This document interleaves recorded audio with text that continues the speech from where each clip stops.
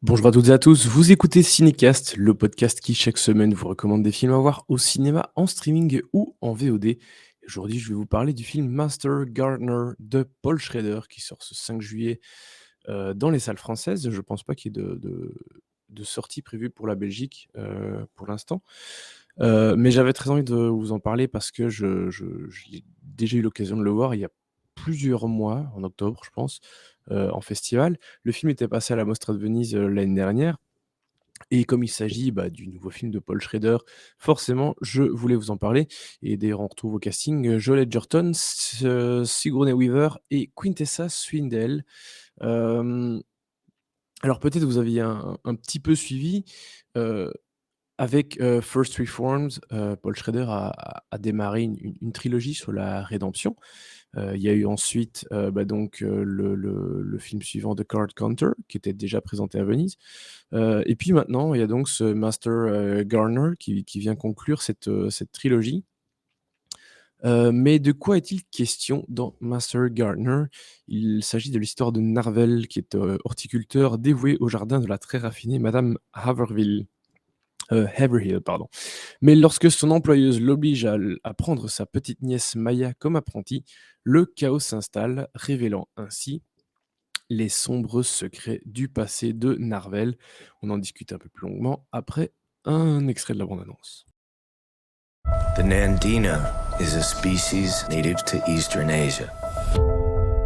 The smell gives you a real buzz, like the buzz you get just before pulling the trigger. I have a favor to ask. What is it? My grandniece. I would like you to take her home as an apprentice. She dropped out of school and then she ended up in a bad crowd. You know, you talk a lot of shit, but there's one thing you don't talk about. What's that? Yourself. Well, there's not much to know. Si en fait, il y a beaucoup de choses à savoir sur ce personnage, évidemment, hein. Hem, Parce que, Paul Schrader, il a toujours plein de choses à dire sur ses personnages, qui sont rarement, ceux qu'ils disent être. En tout cas, il cache, beaucoup de choses, ce qui est clairement évidemment un des fils rouges de cette trilogie, hein, avec First Reformed, The Card Counter et maintenant Master Gardener. Hem, alors, il y a une chose qui est très intéressante dans cette histoire, enfin, il y a plusieurs choses, mais en tout cas une en particulier, je trouve, c'est qu'ici le personnage est coincé entre 2 personnages, à savoir, celui de sa boss qui est incarné par Sigourney Weaver et celui de la petite nièce, qui est un peu imposée, à Narvel pour venir travailler dans ce grand domaine. Parce que voilà, il est horticulteur en chef. C'est pas que des jardins, pour le plaisir, des beaux yeux.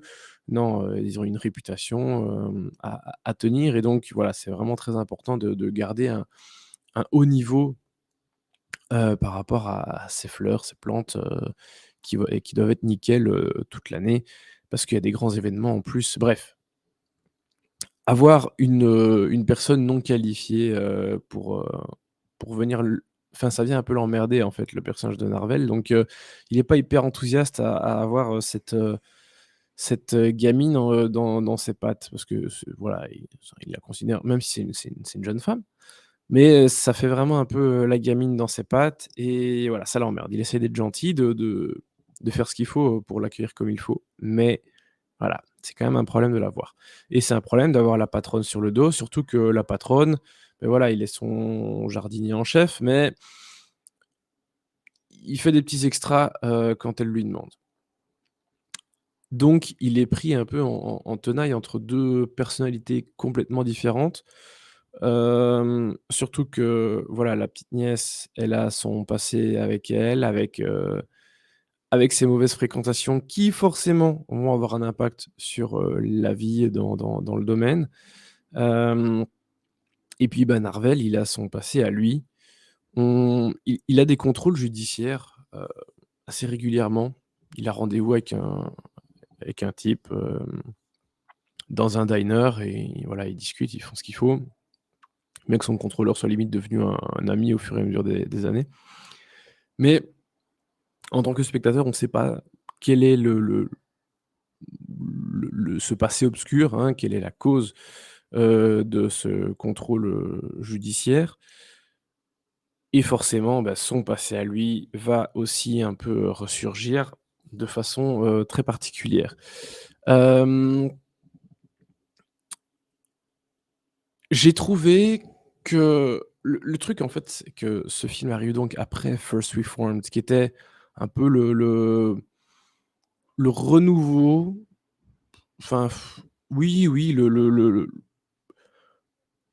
le moment où Paul Schrader est revenu avec un film fort, vraiment très fort. Il avait jamais vraiment arrêté, mais il y a eu des choses sans plus, enfin qui étaient bien sans plus, genre Dog Eat Dog, qui était passé à la quinzaine des réalisateurs, qui était assez sympa, mais voilà, c'était pas un truc, hyper mémorable non plus. Et il revient avec First Reformed qui était hyper fort et puis il continue avec The Card Counter qui est hyper fort aussi, enfin un peu moins, mais qui est quand même très, très bien. Et puis, il y a ce Master Gardener qui, malheureusement, arrive trop vite après, Card Counter, avec un peu trop les mêmes ficelles quelque part. Alors autant il y avait un vrai, de vraies grosses différences hyper évidentes entre First Reformed et Card Counter. Ici, c'est un peu moins le cas et malgré le fait que je trouve l'histoire plutôt bonne, voilà, ça arrive vraiment trop vite après, avec le même type de personnage. Alors évidemment, le personnage de Joel Edgerton est pas le même que celui d'Oscar Isaac dans Card Counter, mais voilà, il y a, je trouve, à mon goût, un peu trop de similitudes et donc malheureusement pour moi ça dessert un petit peu Master Gardener, qui est plutôt un bon film, hein. Je me suis pas ennuyé, et je trouve pas que ce soit un mauvais film du tout. Mais voilà, je trouve qu'il souffre un peu trop de la proximité avec, Card Counter, qui joue sur un peu trop avec les mêmes ficelles, un peu les mêmes arcs narratifs et voilà, malgré ces différences qui sont très chouettes, hein. Mais voilà, j'ai eu l'impression que ça faisait un petit peu redite. Ce qui est pas totalement vrai, parce que voilà, les différences sont là et elles sont assez, elles sont intéressantes.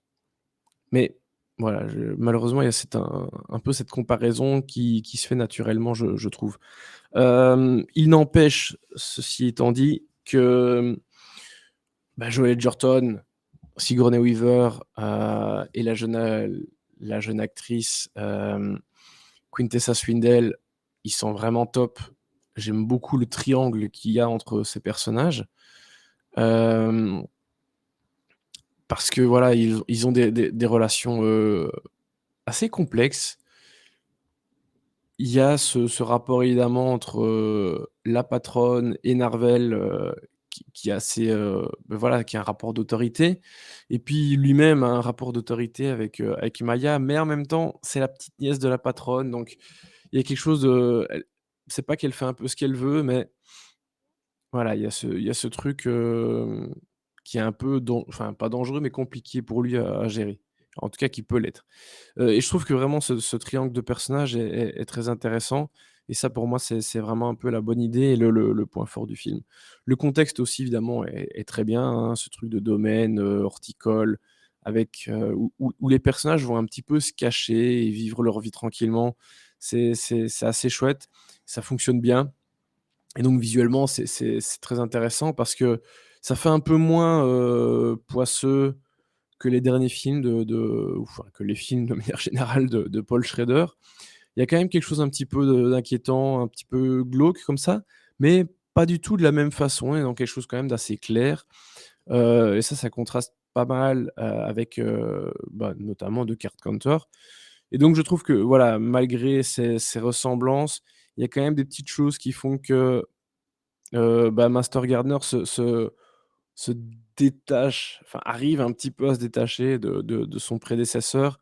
Donc voilà, ça je trouve que c'est plutôt un bon point malgré tout. Hem Et puis, bah, voilà, l'histoire, la rédemption et cetera sont des thématiques que Paul Schrader a explorées, maintes fois, pas juste dans cette trilogie. Et bah, il y a rien à faire, c'est quelque chose qu'il maîtrise, donc ça reste un plaisir à regarder. enfin voir ce qu'il fait, hem et le voir triturer des personnages comme ça, voilà, j'aime beaucoup. Bref, Master Gardener, même s'il y a ce petit goût de c'est pas un goût de trop peu, c'est un petit goût de: «Ah, voilà, juste un peu trop pareil que ce qu'il venait de faire».